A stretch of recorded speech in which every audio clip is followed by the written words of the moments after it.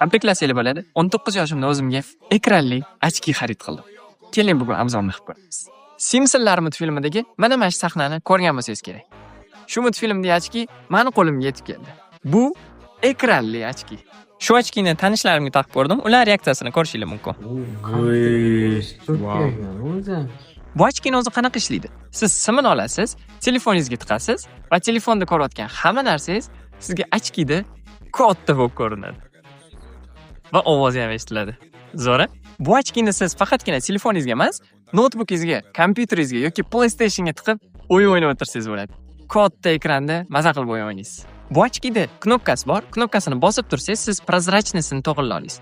Qoraroq bo'ladi va qop-qora bo'ladi. Shunda siz ekranni bemalol ko'rishingiz bo'ladi. Yoki agar oqiga qo'ysangiz, shunda sizga boshqa narsalar ham ko'rinadi va ekran ham ko'rinib turadi. O'zimga eng yoqqan narsa bu ochkini zaryadkasi hech qachon o'chib qolmaydi. Chunki siz telefoningizga ulab olganingiz uchun telefoningizni zaryadkasida ketaveradi. Hammamizga qiziq bo'lgan narxiga kelsak, $1000 ga ham, $800 ga ham bormaydi. Narxi $650. Narxini aytdim-ku, endi obuna bo'lib qo'ying.